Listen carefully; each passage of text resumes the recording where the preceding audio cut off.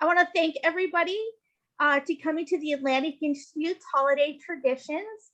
And we have several speakers tonight, and I'm so excited. They're each going to speak for around 8 minutes. And if you want to put your questions in the chat, we'll get to them at the end of the presentations. The Atlantic Institute is all about promoting dialogue between different religions, races, meeting your next door neighbor kind of thing. And so this is a really good format for doing this, is learning about other people's traditions and their festivals and their holidays and that sort of thing. And so we are going to start off tonight with Michael. And Michael, I'm going to turn it over to you. All right, thank you. And I'm going to try to screen share and hope this actually works better than last time. All right, can you actually see this presentation? Yes. If everybody can mute themselves, that way we have less interference. Great. Well, let me apologize in advance because I've got another commitment at 7:45 that I've got to jump to, and I feel bad I'll miss some of these presentations because I so enjoyed it last time, but really grateful for the opportunity to present some thoughts on holiday observances in the Church of Jesus Christ of Latter-day Saints. When Christina sent out the invite, she says, don't everybody do Christmas and Easter? And I'm doing Christmas and Easter, so Pastor Blue, hopefully I'm not stealing some of your thunder there, but or I'm going to talk about how we celebrate it in our church. Okay, come on, slide. There we go. So Holiday and Easter, two holidays, or Easter and Christmas, two holidays that we celebrate that are very important to us. When we talk about Easter, this usually entails, we have some special worship services on Easter Sunday. A lot of the talks and things that are presented are focused on Jesus Christ. Music always plays a part, and there's usually some really wonderful musical numbers that take place during that time. But Easter is I will say it's a year-round focus for us in many ways. I think something some people may not know about our church is, but it really relates to Easter, is the fact that, we are followers of Jesus Christ, but if you weren't into our church buildings, you wouldn't see crosses.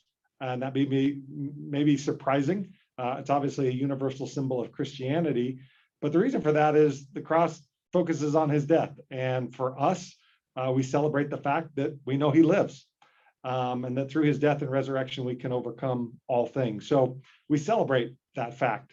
In fact, if you look, I included the church logo there in the bottom right corner. You may recognize the Christus statue by Bertel Thorvelson. It's a famous sculpture of the resurrected Christ. If you notice, though, there's an arch across the top of that, and that actually represents the tomb. So you have the resurrected Savior exiting the tomb. So for us, the message of Easter really is something that's front and center for us every day. And again, something that we do special on those Easter Sundays in our services. On a personal note, I think this is true for probably a lot of people. Look, the Easter Bunny's fun. I can tell you the Easter Bunny comes to my house, but we really make a concerted effort on Easter to really ensure that Jesus Christ is the central focus of our Easter celebrations. And I think you see that in families following church services. Many of them will gather together with extended family, have an Easter meal, a special meal, other gatherings. So it's really a special Sabbath day for us.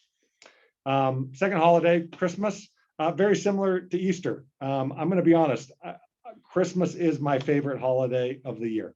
I'm that guy with enough lights on his house to be seen from the sky. I love the entire atmosphere and feeling between Thanksgiving and Christmas, and I enjoy really every single day of that Christmas season. To be honest, I loved it so much when I was younger. By the time we actually got to Christmas, it was almost a letdown that, oh man, the year's over. All of that feeling and all that buildup is kind of over.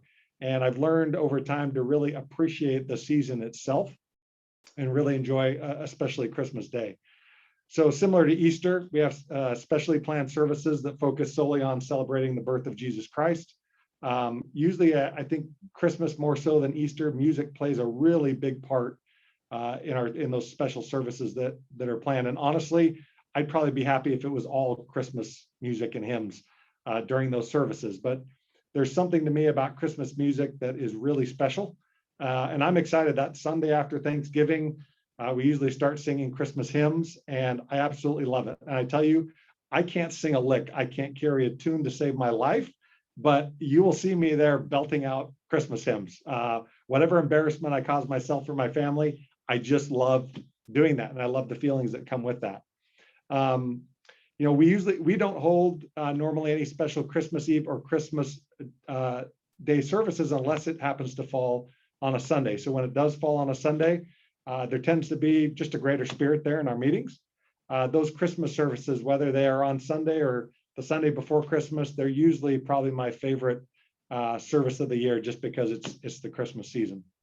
Along those lines, I think something that's unique about celebrating the entire season, something that our church started several years ago, and what they call Light the World. This year's theme is Light the World with Love. It's been a tradition in our family since it started, and it's really meant to, frankly, be non-denominational and just really focused on using the entirety of the Christmas season to spread love, cheer, and do service, which is really, for us, following the example of Jesus Christ. This is probably hard to read.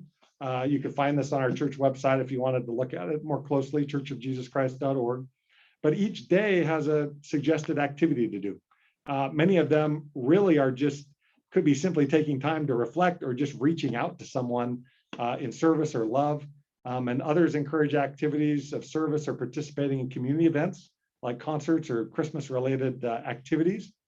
And I hate to say this, but I think in the last year or so, even last Christmas, and Pastor Blue and I were talking about this earlier, because of COVID, there's a lot of hurting people. I think there's a lot of hard feelings maybe, and you could feel that a little bit, I think, last Christmas season. And I think the world can always use just a little bit more love. If you could read this to give you some examples, it says, December 4th says, Jesus Christ taught us the true definition of loving your neighbor. Have a conversation with a neighbor you don't know. December 10th says, Jesus had an amazing way of making others feel included. Find a Christmas concert, play, or other event in your area and invite someone to attend with you. Or maybe December 17th, who has been a shepherd for you, lovingly guiding you through life? Highlight them privately or publicly. So these are really simple things to do that really get us thinking of others, opportunities to reach out to those that maybe don't have as much contact, need that love and support, or an act of service, or participating in the community in some way. But all of the things that are listed on here are really about doing things for others.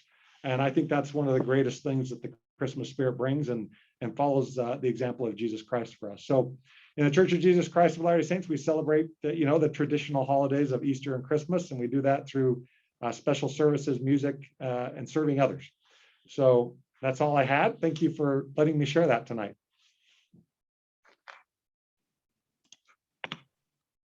Thank you very much. That was awesome.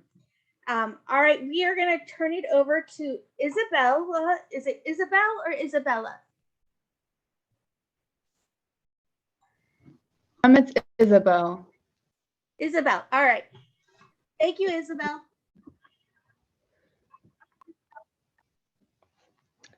So let me share my screen first.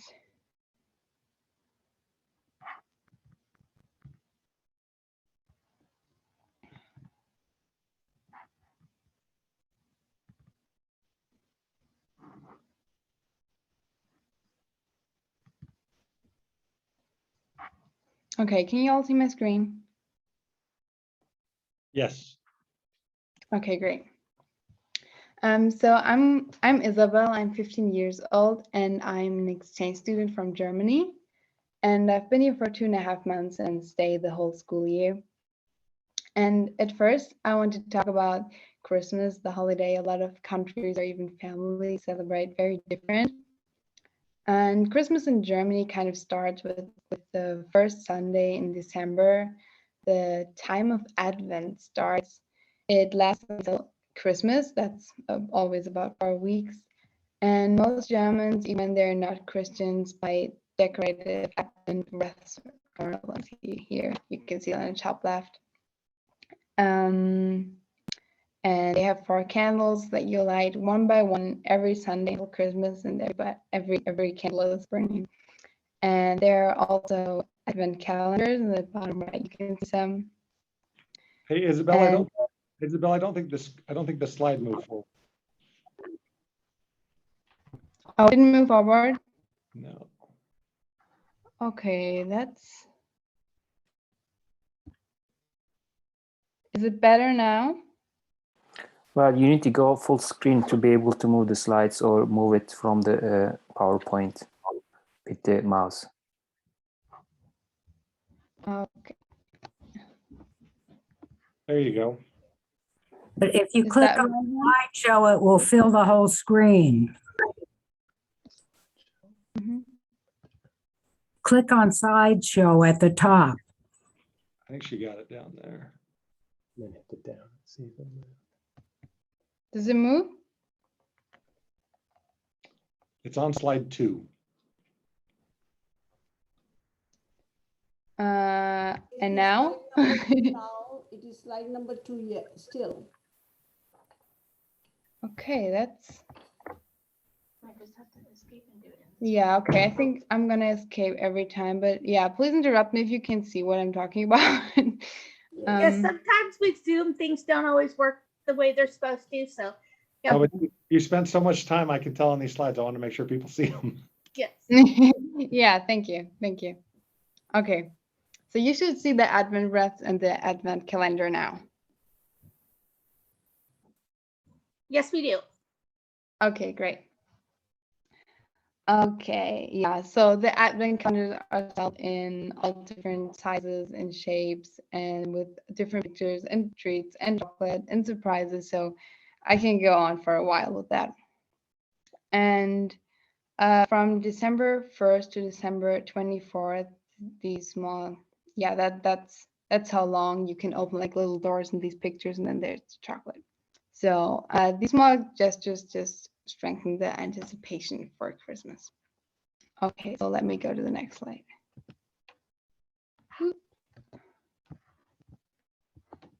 Yes. Does it work? Yes. Yes. Okay, great.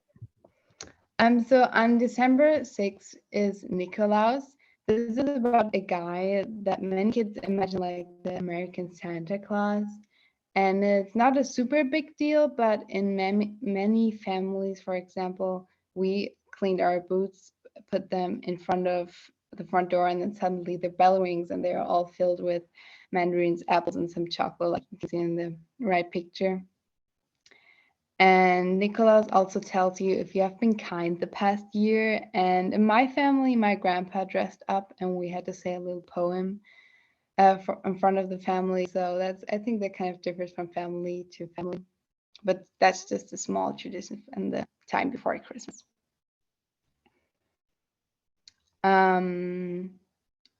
Okay, so German families buy Christmas trees too. I think they do a lot of countries and decorate them like with like colorful and glittery stuff.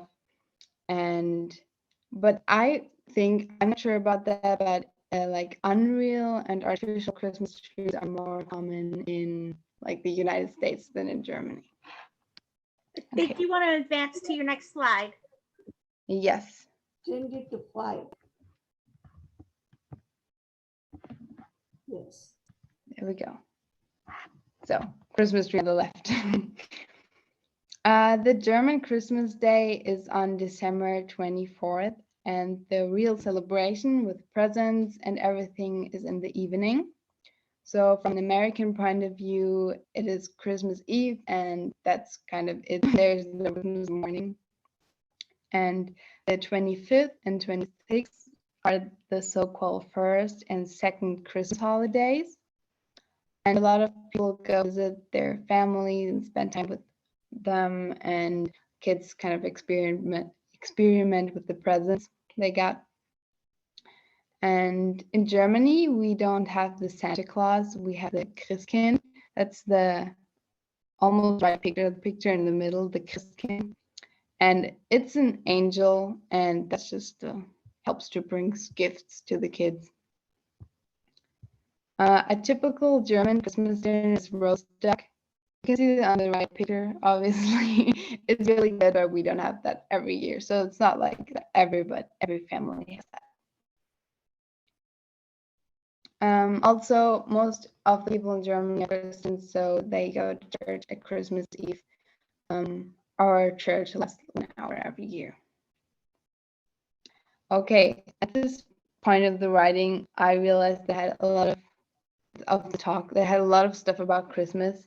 So I'm going to go to another very big tradition in the city I live, Munich. Okay, let me slide over. The Oktoberfest. I don't know how many of you have heard of the Oktoberfest, but it is the biggest festival or carnival in the world. And lucky me, I live in Munich, or used to live in Munich, the city where it takes place. Every year since 1810, it gets celebrated to honor the wedding of King Ludwig and Princess Therese. But that's just the history part. Nobody really knows that, and I had to look it up too. And yeah, so the Oktoberfest lasts 2 weeks every year and ends on the first weekend in October. So even though it's called Oktoberfest, it starts in September. There is a huge open place in Munich, and in these 2 weeks there are countless rides, attractions, and huge tents that are bigger than houses. You can kind of see them in the bottom left picture. And in these tents, there's like party going on with the band, and they play songs that everybody knows, and everybody's singing along, drinking beer and eating pretzels, very traditional foods for Bavaria, the state where Munich is in. It's in the south of Germany. And yeah, the atmosphere is just incredible. I love that. Also, people wear, oh wait, let me switch the slide. Here we go. Also, people wear traditional clothing. So women wear Dirndl and men wear Lederhosen. So the top bottom, the boys wear like leather pants. That would be the translation. And the girls dresses. And there are a lot of different kinds, but that's how some traditional ones look.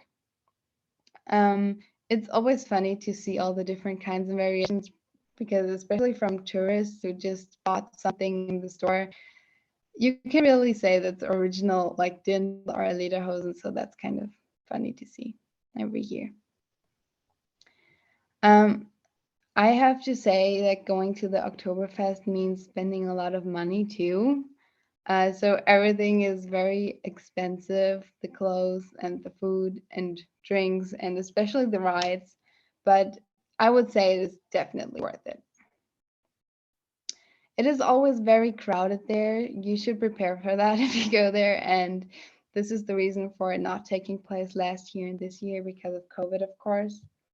And yeah, especially around this time right now in the year, I really miss it, because it never got canceled before since 1810. Yeah, so that's it. And oh, I have to. One more left.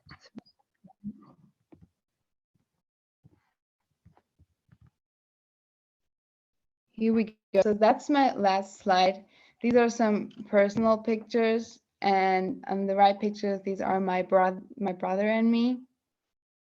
That was 2 years ago, and just some personal insights from how it looks when I go to the Oktoberfest. That's it. All I have.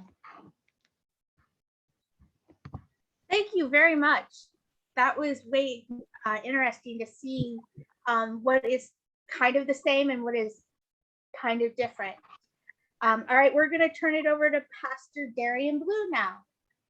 All right, how's everybody doing out there? I want to thank the Atlanta Institute for hosting this, my very good friends who I've had the opportunity to work with on so many different projects and on so many different occasions. I do want to say to everybody that tonight I don't have a slide. My computer crashed on me, and so y'all get the unfortunate privilege of just having to hear my voice only. Okay, and so tonight I want to talk about a very special tradition that many faiths in the African American community celebrate, a particular tradition and holiday, that is Kwanzaa. And so one that is very special to me and my family. Kwanzaa, and I really wish I had the slides, but you guys can Google it, research it however you want to.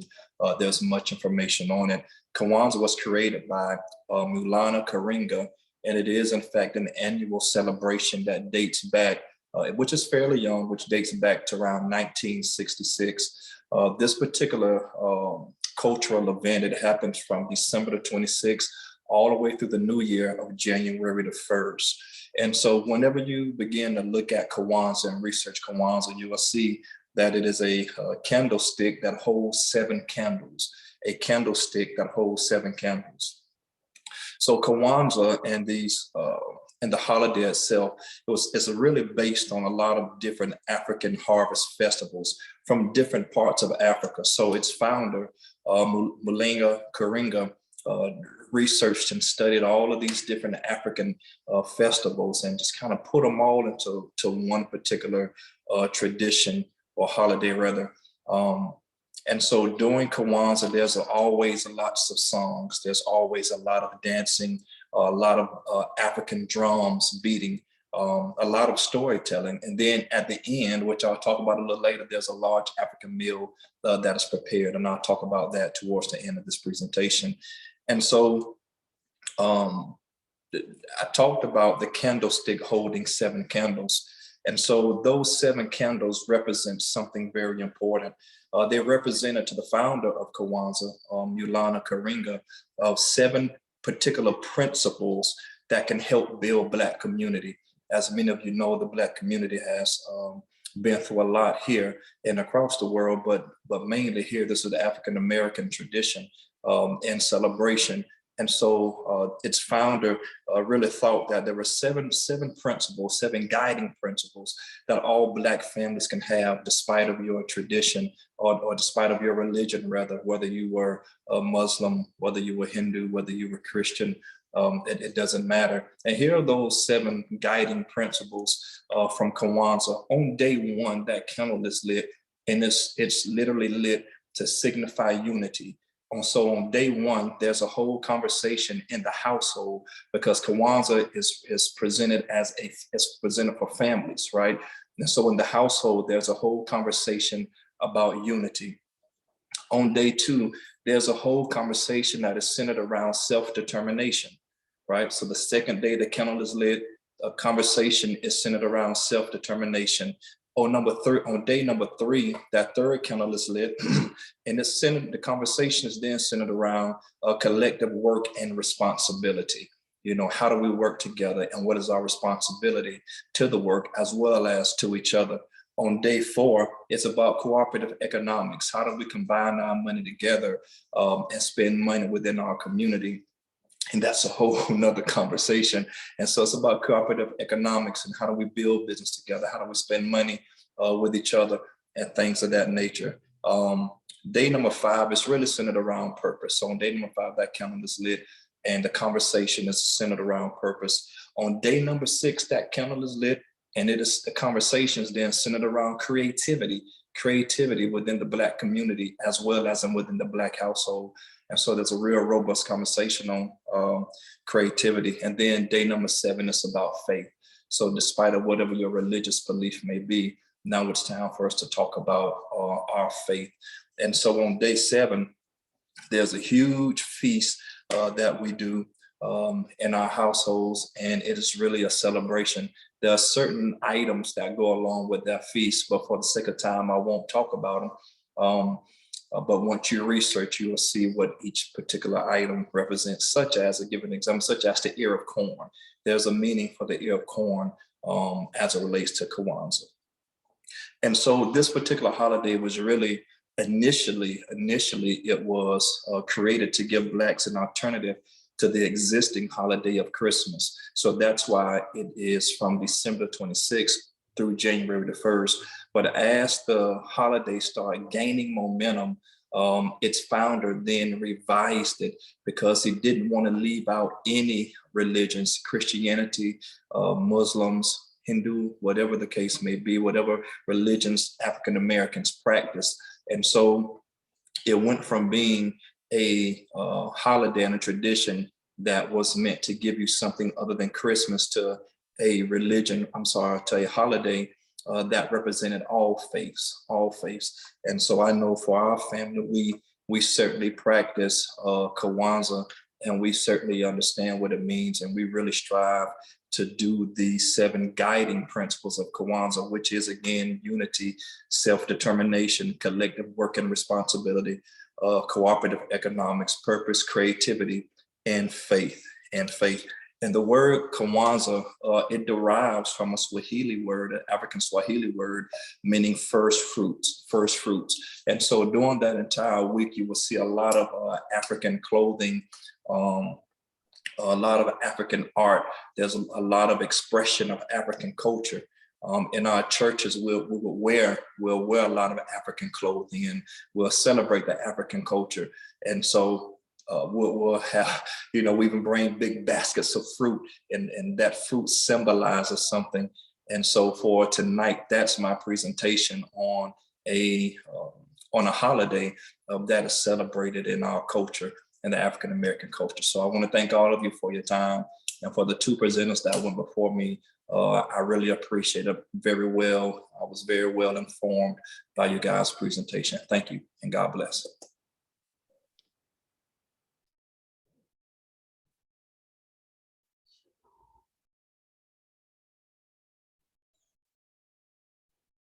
Thank you, Darian. That was awesome. All right, we are going to go on to Shayla, I believe is her name. Yes.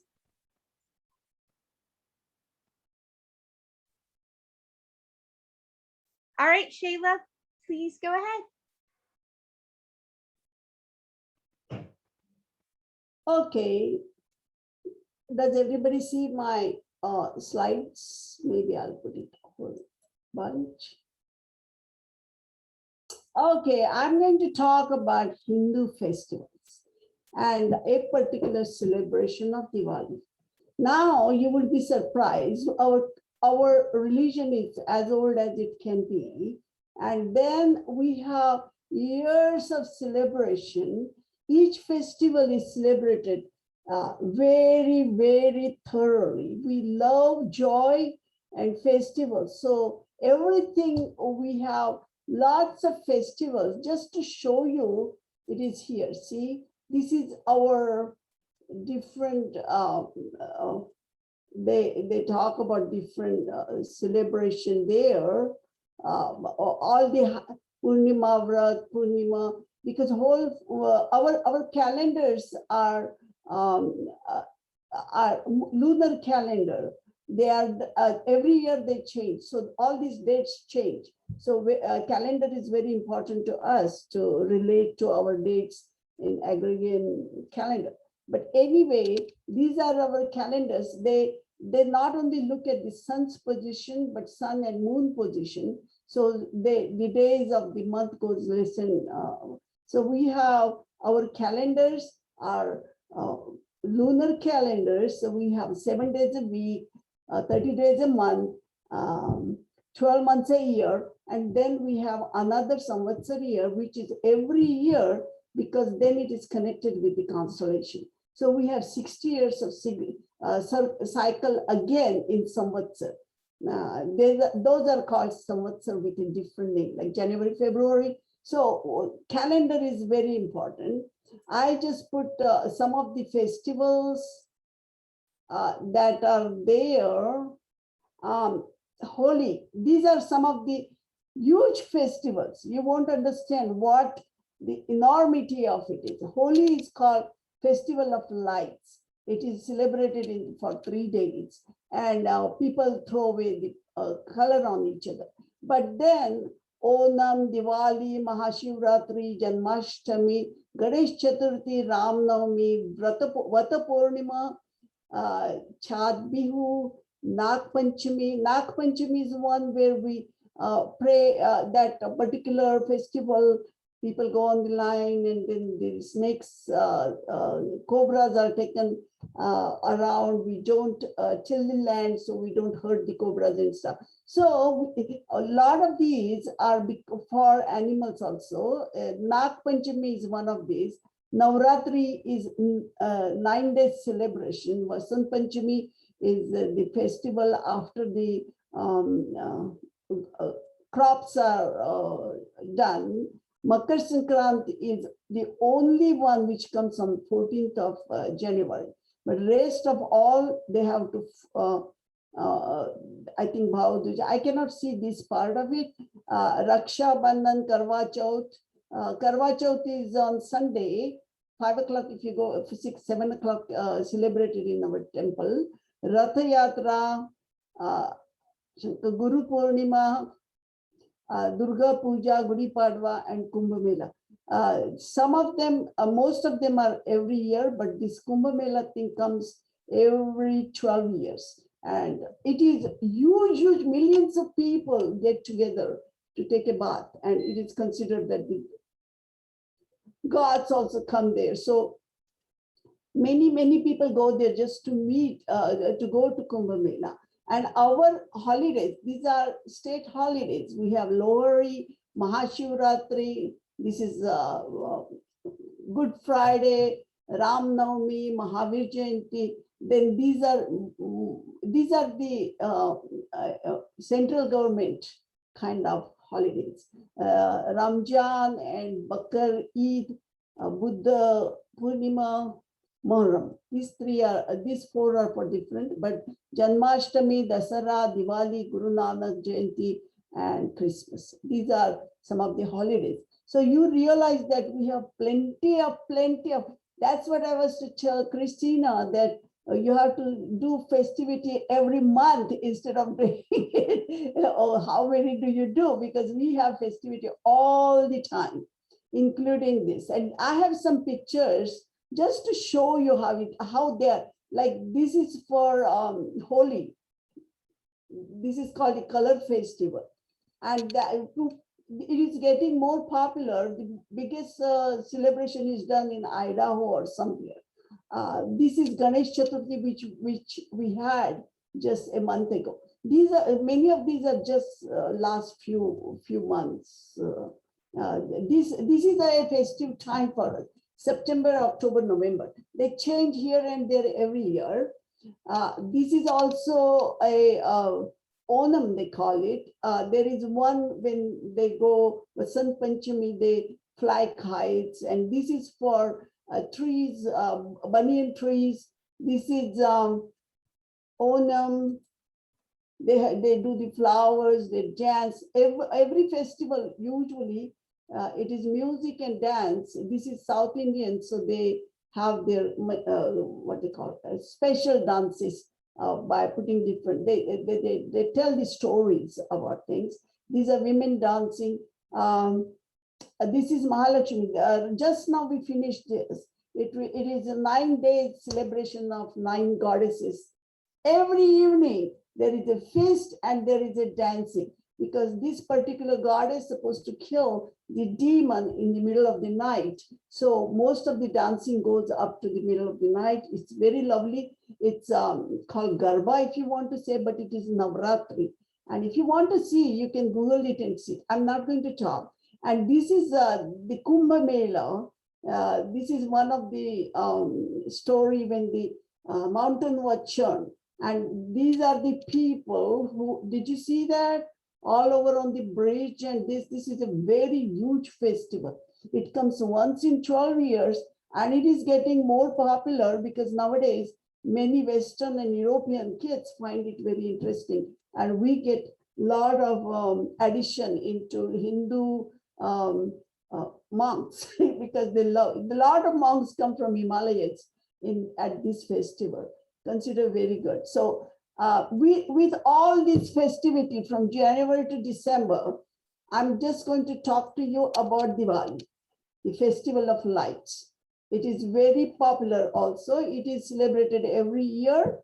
As it is said, this is one of the town, and this is how it is lighted. Everything is lighted because it is considered, there are a lot of reasons why it is done, because it is celebrated by even Jains. They are the religion in Punjabi, Sikh people, because on that particular day, a lot of great things happen. So they celebrate it. Like Jesus Christ is not born on January 1st. but or he might have been born on January 1st, but they celebrate 25th of December because a lot of things came on that day. Same way, this Diwali, lot of things happened because our history and our goes way, way back for thousands of years. So we have Buddhists also celebrate that Diwali. Basically, it is a festival of lights. It is to show victory of light over darkness, to remove the darkness. Actually, it is celebrated for 5 days. First one is Dhanteras. Within that festival, we have 5 festivals, sort of things happen every day.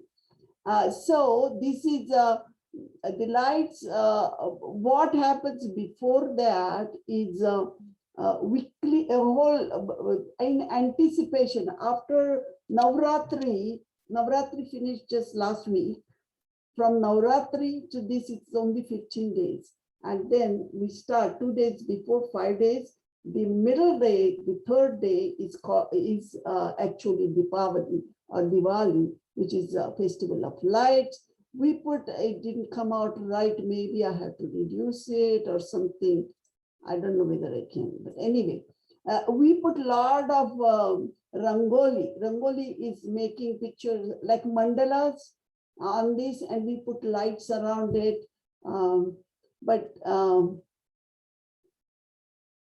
Let me see. Lights around it. Let me see whether I have anyone like that. Nope. All right. But this gives you an idea how the whole town is lighted, and they make proud of how many million lights are.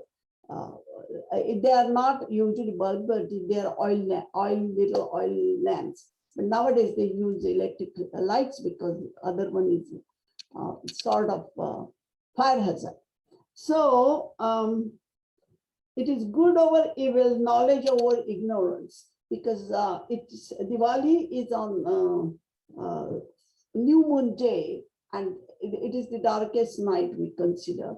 And on that day, lights are put so that at some time it shows the direction of it, to come to. So it is knowledge over ignorance. It's the victory over knowledge over ignorance. Ignorance is usually associated with darkness. The term Festival of Light suggests the celebration involves millions of lights illuminated from the rooftop, doorways, windows, thousands of temples, buildings all over the countries where the festival is observed. This year it comes on November 4th. So if you know any temple, if you know any Indians, you will see that they will put a light outside, at least for that day. Whenever we used to put the light, we put the Christmas light for the house, and we don't, usually if we put it on Diwali, we keep it up to Christmas lights, so we don't take it down. Anyway, that is one Diwali. On the third day, we put all the lights thing. It is light. The first day is called Dhanateras. That time, our business are supposed to start the new books. Okay, one time when they used to write it, that's when they would start it. So it is a prayer to Goddess Lakshmi, who is the goddess of money. And we will, all the business people will have a big celebration for that. You go to everywhere, they will give you puffed rice and sweets, special sweets they distributed. The second day is called Dhanateras, Chaturdashi, which is the day before Christmas. We clean the whole house, wash our cars and instrument. We don't use them, like a lot of things. We even clean the car because that is the time Rama cleaned his chariot. So Rama didn't, but it was clean. So there are a lot of activities, and before and after, the kids make little forts to make it. There are lots of activities. Then on the 5th day, it is the sister and brother's day. That time the sister will tie a knot and brother will give her a gift. It is all gift going. The first day, the husband and wife day. That day, the husband, wife will get a gift, especially gold or something. She gets gold, and then she will do the arokshin, which is the fire. She will pray, give attention to the God, to her husband with some religious religious activity. Okay. And the same way we do for birthdays and stuff like that. And then this is one day is for brothers and sisters. So there are a lot of things within Diwali, 4 days, 5 days. In America, it is now celebrated Diwali in large government-sponsored festivities are held in London, Sydney, Toronto, and Edinburgh. Also, White House is doing it since Obama time for 2009 on. Every year there is a light lit in the White House, and even Trump celebrated it for 3 days. This is in Chicago, Michigan. There is a lot of dancing there, a lot of activities for kids, in weddings, and all those happen around this time of the year. It's a joyous time when it is getting cooler, and these kids are dancing actually. Then there is a lot of food. The fourth day is called Govardhana Puja. In Govardhana Puja, a lot of food is offered to God, and you wouldn't believe, you would wonder what Indians can eat. All vegetarian food, but these are just sweets of different kinds. I think I should have put it small. See here, these are different sweets, and plenty of it. If you have seen, it is called Govardhana Puja or called Annakut. It is the mountain of food. Anna means food and Kut means the mountain. So that's how they make it and offer it to God. And if you have any temple close by, especially called Bats in Atlanta, Orangeburg. Atlanta is the fantasy. You have to go and see that. If anybody, they are called Bats, you can search into it. And they have Annakut during Diwali.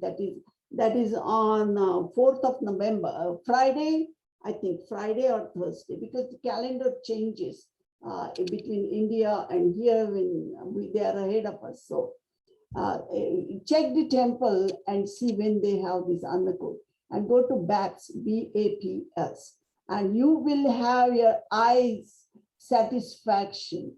This is not the only thing. They have fruits and stuff. I had a couple of them, then I took it out. Okay, here it is, one of them. This is in Orangeburg. Here, see? This is how, these are their deities, but they put all these arrangements, and every dish is different. People cook it a couple of days to get it. And then some of them have a lot of theme on how they make this food, and everything is food related. These things are like different pulses that we use. These are different color pulses that we eat every time. And this is the design they made with it. Very, very artistic. They do it very good job at this fourth day. And here, let me see it here. Maybe I can show it to you like this. Did you see that? All sweets. These are all sweets. And by doing this morning, these are salty stuff, but by doing this, I really went into the mood of Diwali and Deepavali, you know, it was just fantastic.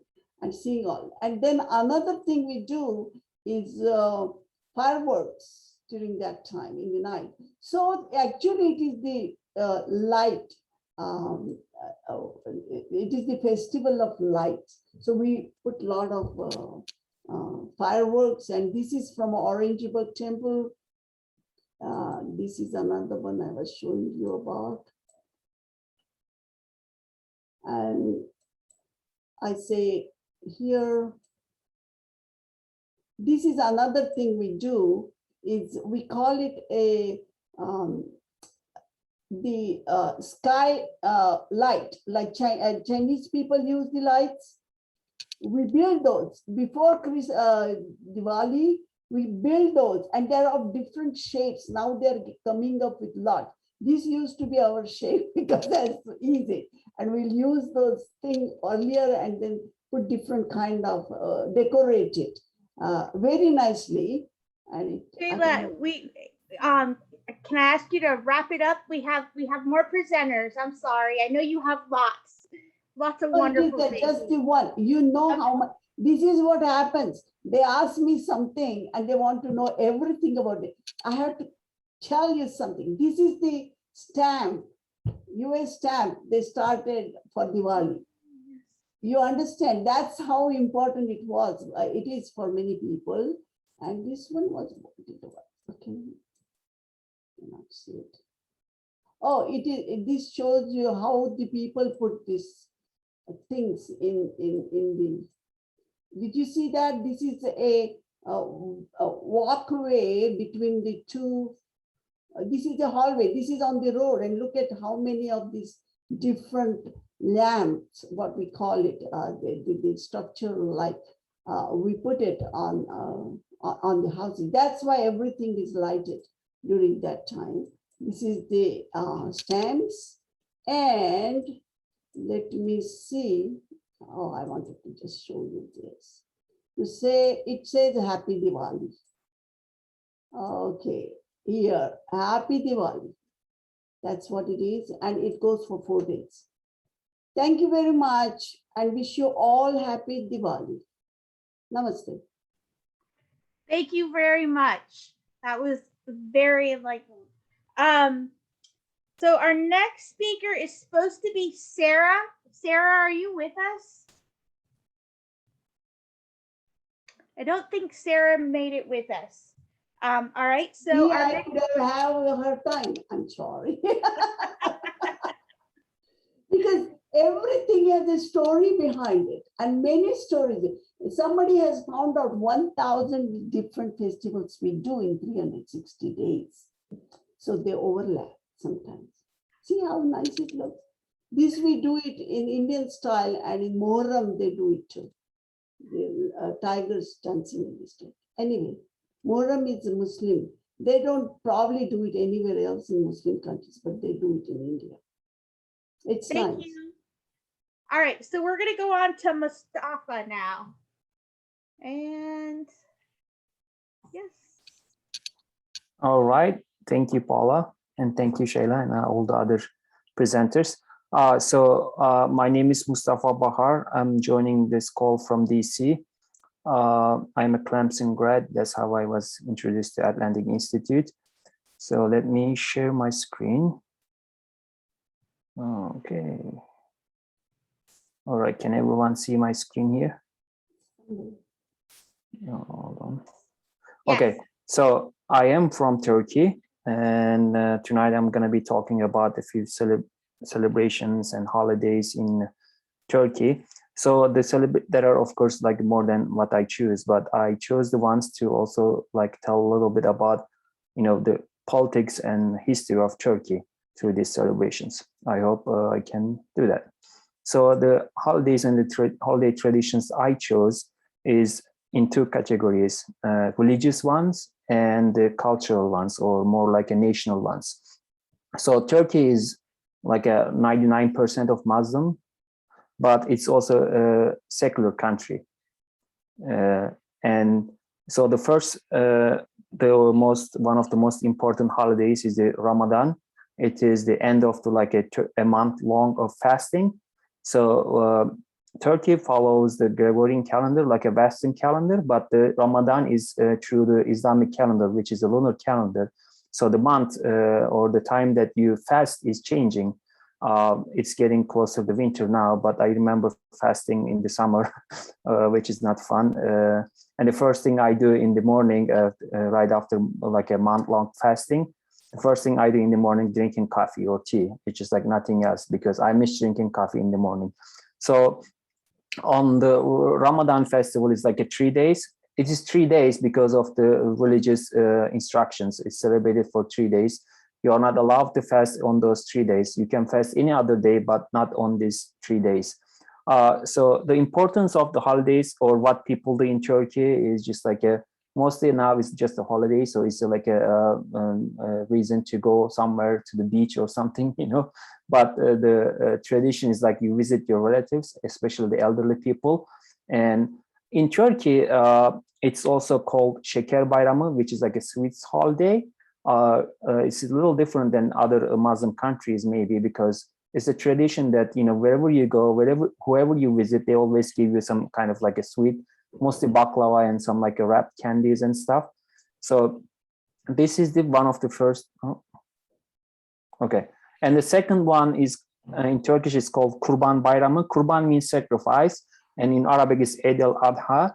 So this is the time, the celebration is during the time of the holy pilgrimage to Mecca.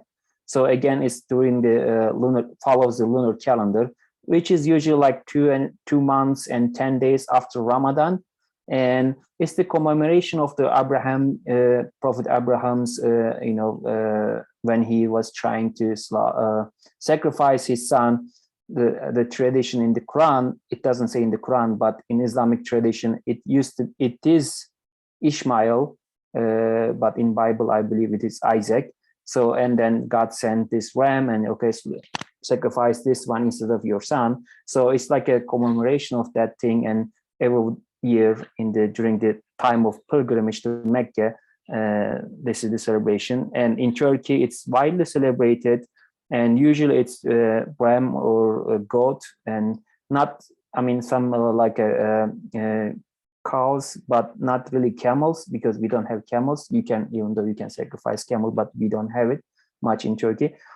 It's 4 days holiday. So even though it's like a lunar calendar, in Turkey, you know, we follow the Western calendar. So like, you know, when it's gonna be the celebration, so people know.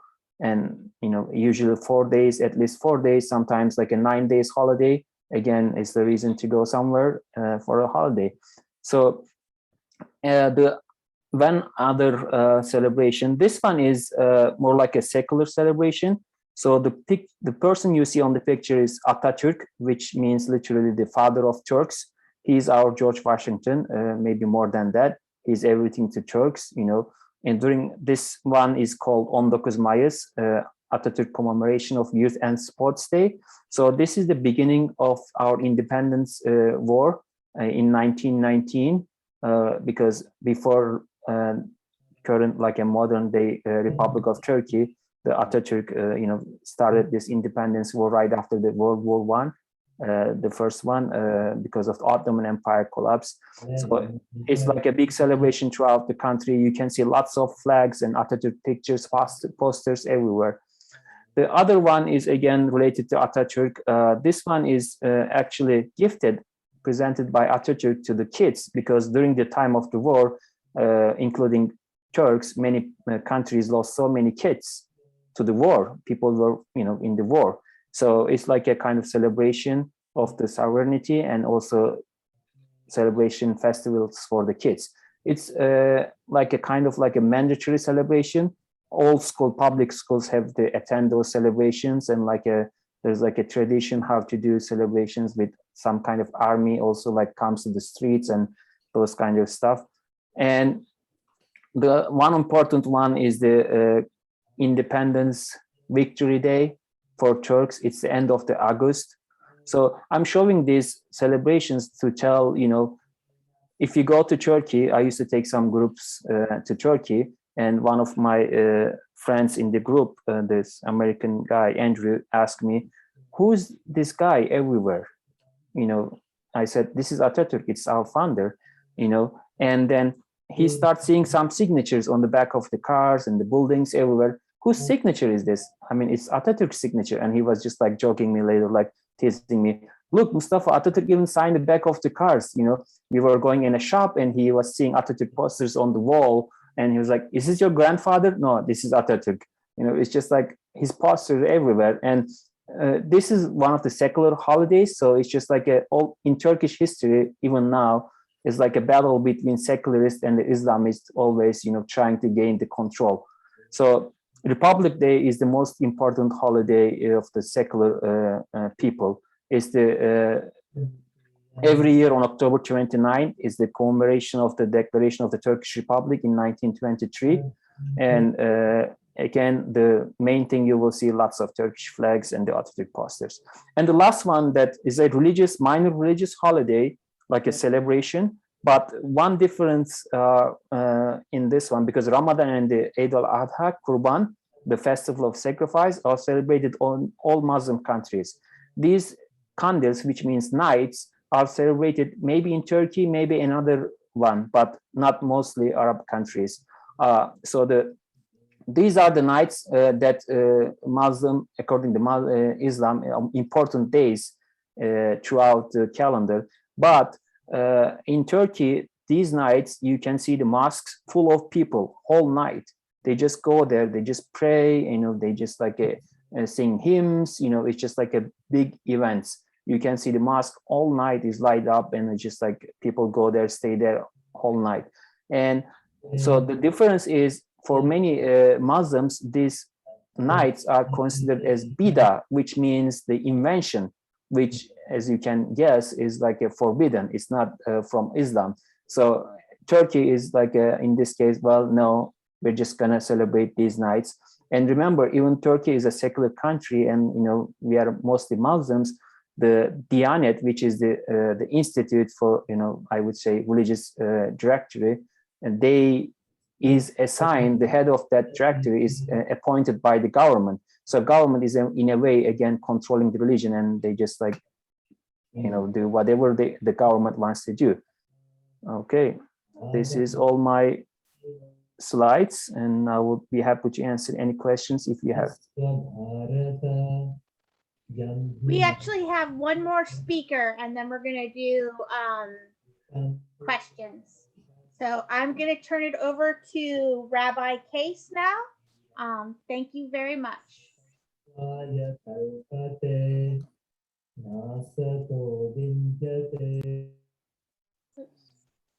All right. Well, first of all, I'm very happy to be here. Second of all, my closest relative is Fred Flintstone. So I have no technical abilities at all. I have no slides to show you. All I have to do is share with you some of my knowledge about one of the holidays that's coming up right now. By the way, your volume's very low, Rabbi. We're having a hard time hearing you.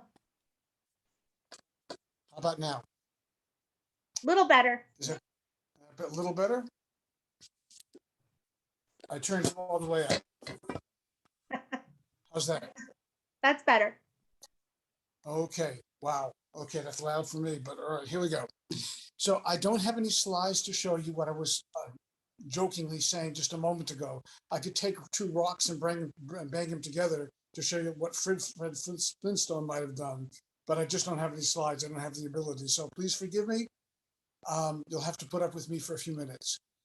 We, like many of the other people who have spoken, observe the lunar calendar, which means that, like we heard several times before, there are 12 lunar months during the course of the year. However, all of our holidays are also agriculturally centered. So despite the fact that we've got a lunar calendar, which is 155 days long, 355 days long, as opposed to 365 days of the solar calendar, we lose, anyone who observes the lunar calendar loses 10 days a year. So because of our holidays are centered around agricultural events, we have leap years basically 4 times, one time every 4 years rather. And so the holidays will always come approximately at the same time of year, although chances are not on the same day, probably in the same month. The holiday that in time, by the way, for us is also very sacred. right? We have to observe the holidays on the right lunar cycle. All of the Jewish holidays, and I suspect the Hindu and the Muslim holidays too, are all on a specific lunar cycle. So they're on a new moon, or they're on a half moon, or they're on a full moon, which is true for Judaism as well, with the exception of the holiday that's coming up right now, which is the most famous Jewish holiday of them all, and everybody knows it. It is called Hanukkah. However, you may be surprised to know that it is probably one of the least important holidays on the Jewish calendar as well. It got a lot of press because it's close to Christmas, I think. And by the way, speaking of which, the holiday of Hanukkah comes on the 25th day of the month as well, but it's the 25th day of the lunar month, not the 25th day of the solar month. And what Hanukkah is all about is, well, like we heard several times before, it is a festival of lights. What better time to observe a festival of lights than during the darkest months of the year, when we light lights to dispel the darkness, which, as other speakers had already said, represents ignorance, represents fear, represents all of the things that frighten us in life. So we light up our houses, we light up the synagogue, we light up the festival. By using one of these, this is the only prop that I've got today. It's called a menorah, and it's small candelabrum that has 8 holes in it, because the holiday of Hanukkah is 8 days long. And I'll share with you also very briefly why the holiday is 8 days long. So there was a massive war in Israel that took place right around 2,200 years ago, something like that. It was a war for independence, and it was a war that dragged on for a very long time. And ultimately, the Jewish nation was vindicated and was able to reconquer the land and reestablish Jerusalem and the temple as the center of the focus of worship. Now, when they reestablished the temple in Jerusalem, there was always supposed to be one light, an eternal light, never supposed to go out, that always remained on, and it was consistently fed oil so that it would remain a light. However, when they recaptured Jerusalem, obviously the light was out. Now, the temple had been overrun for quite a few decades, but in the search to clean up the temple, they had discovered a small little bottle of oil that was enough to fill the eternal lamp to light a fire for one day.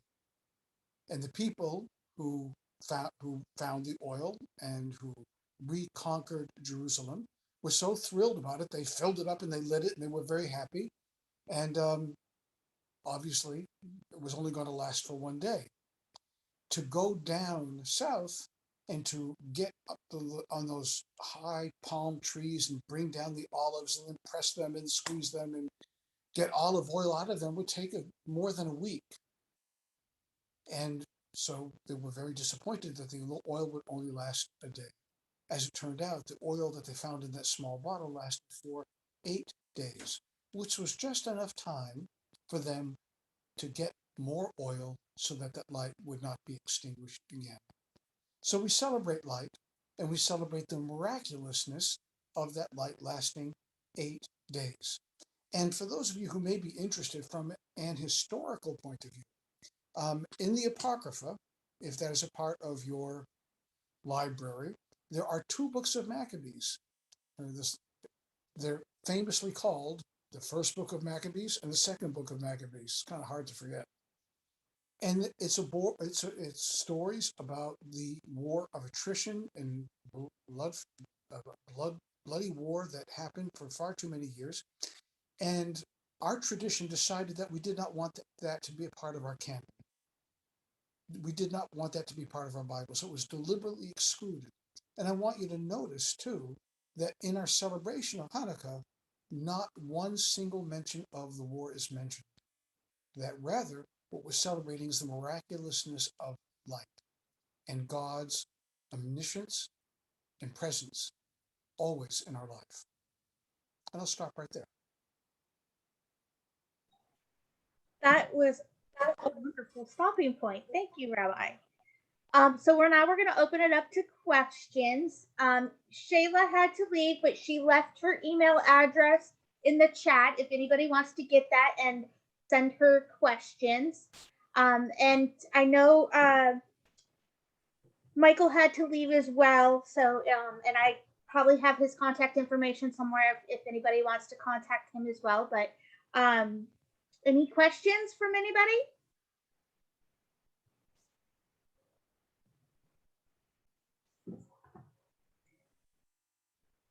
Wow, you guys did a great job. You presented so well that there's no questions. All right, I am going to end it for the evening. I want to thank everybody for coming. I especially want to thank our presenters and their wonderful sharings tonight. And we look forward to doing this again in the future. If anybody has any questions, you can always get a hold of myself or Christina at the Atlantic Institute's website. There are email addresses there along, so I won't spit it out, but thank you again and have a great evening.